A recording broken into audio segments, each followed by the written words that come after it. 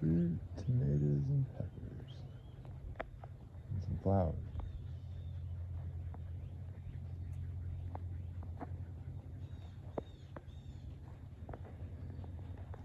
These are all from seed, these citrus trees. About, the biggest ones are about 5-6 years old. They've been pruned. Trying to figure out why they're yellow. I think it's like a fungal issue. But out of all of these trees, I have one that's solid green, and that's why I planted so many. It's to find the one. I don't know why. It's just everybody's grapefruits are sick. Citrus is sick down here on the Gulf, northern Gulf Coast, like all over Florida, maybe the country, maybe the world. I'm not sure. I'd like to know. We got to make sure we have citrus for the future, and all the old groves are gone, so it's up to me and you.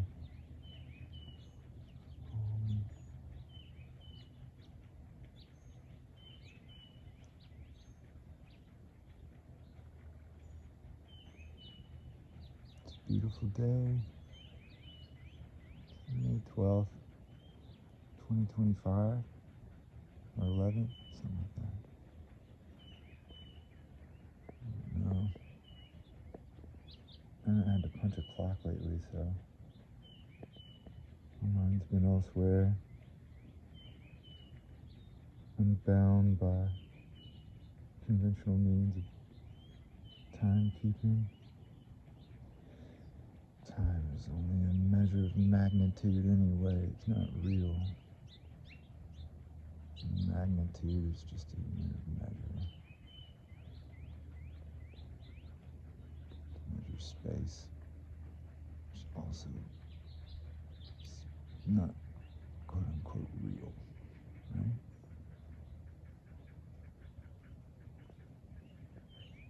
The only thing that's real is God, and God is unmanifest. Therein lies the conundrum.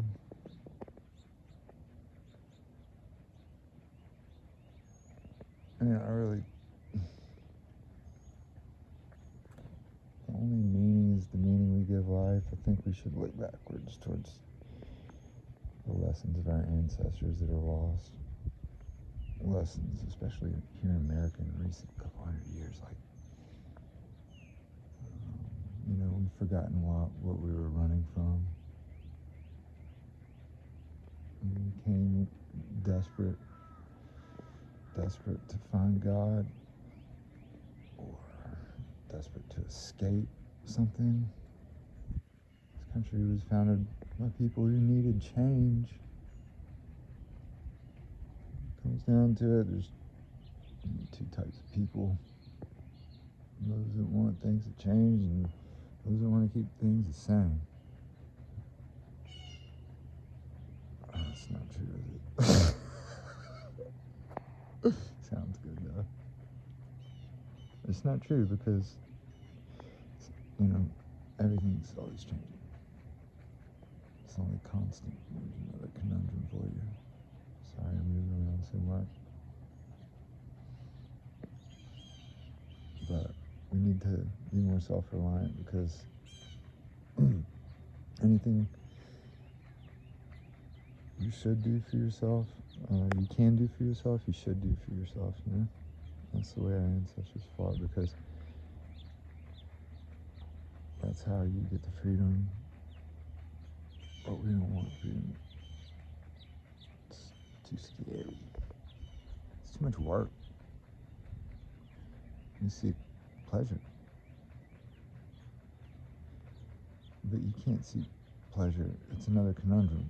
It's like you get to pleasurable things after the work is done.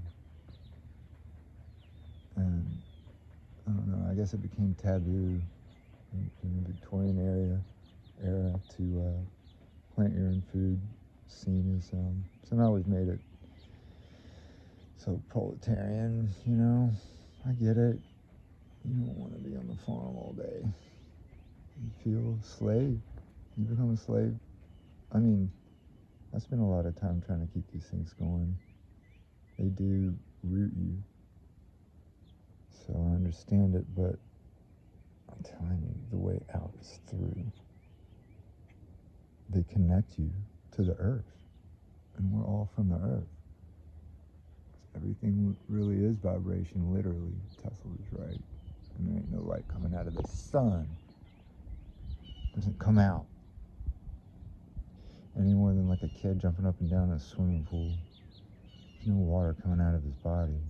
Fat little boy jumping up and down in a swimming pool. I think the sun works the same way.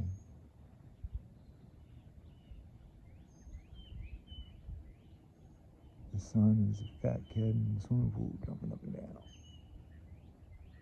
And, I mean, think about it. I remember thinking about it when I was a kid, 8 years old, explaining to me the way light works and our eyes work. I remember being so confused, wondering how it could be that the photons, these tiny little pieces of something like sand, these little particles, the mechanism by which these little pieces of sand, these particles would penetrate my eyeball. They would emit from the sun in 8 minutes, find my eyeball, go into my eyeball, bounce around the screen back there and get projected somehow onto my brain as an image. I remember thinking, I was like, well, where do they go? Where do they end up? These little pieces of sand, these photons, where do they end up? How are they going through my eyeball? It's like it's porous. It's like, just the whole thing's stupid. Or a magnet. I'm like playing with magnets, a little kid. I know y'all are thinking this too when y'all were little. And then it didn't make any sense, so we felt stupid. And so we didn't go into science because we didn't think that we were smart enough to get it. The only people that did go into it were the dumb ones that could be programmed to repeat this nonsense, like virtual photons coming out of a magnet. I'm sorry, I shouldn't speak that way, but it's like, it's just part of human nature. Stupidity is we find it irritating, and we're human, and we're stupid by default.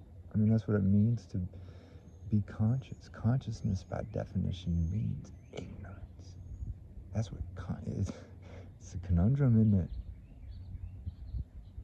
Because we're away from God. We're like a little tiny piece of filter of God, a little sliver of pie. Tiny little sliver, and that's all we know is that little sliver. So how is it I can say with certainty that there's no light coming out of the sun? Consciousness is, by definition, ignorance. And the answer is, it's an assumption, it's a deduction of sorts. It's hypotheticism. It's Greek stuff, Indian and Egyptian stuff. It's the oldest text we have. And it's philosophy based on logic, reasoning. You don't need faith. You don't just have to have faith in the particles that you can't see. Quarks and all that. It's like a lie. It's like when you get caught telling a lie, the lie of relativity, quantum. You get caught in a lie, and then you have to come up with even more fantastic and extraordinary lies to cover up for the initial lie. It just keeps getting crazier and crazier, and that's quantum. They say the universe is made of tiny little pieces of sand. And the more tech we have to look smaller and smaller, we can see that that's clearly not the case yet. Yet the insanity persists. But it's not really insane, right? Because it serves a purpose. Because relativity in quantum, it invokes scarcity and separateness. Whereas the ether principle that Tesla talked about and other men that built the modern world We're in favor of the ether principle, which invokes abundance and togetherness. We are one. Everything is one being, literally. I know it physically. Just like, it's physics. It's the fundamental. We have to go back. I'm talking about this not to hear myself talk, but because all of physics is based on the speed of light, and light's not speed. And there's no photons coming out of the end of a magnet. There's nothing coming out. They literally call them virtual photons. They're virtual. What that means is they've never been seen. They've never been the input or output of any experiment. It's like Ken Wheeler likes to say, theory hypothesis. I'm going to try and, get on the metaphysics train with him because he's on it, but it's not just him. Tesla's on it too, so that's why I listen to Ken. It's because he listens to builders, and builders are the only ones, the people that you should ever really listen to are people who build things, communities, frameworks, things of value, intrinsic value. You know what I'm talking about. Like the electric grid. We're close, y'all. They're trying to confuse us at the end. It's not going to happen because truth has a way of coming out. It's time. Really, virtual photons. You think there's anything coming out of a magnet at all? Oh yeah, there's just, well, I guess there is, bullshit. No, so what is it then? How does a magnet work? What is it pushing and pulling on? The answer to that is, it's isness itself. Magnetism doesn't work by force, it's the opposite of force. Or at least the other side of a magnet. Anyway, I could go on about this all day. We need to grow our own food because if you want to have any say in your circumstances with other people, you have to have your logistics covered. And if the people you're griping about are also the ones feeding you, then your gripes don't mean anything, do they? Your vote doesn't mean anything if you can't march. And an army marches on its belly.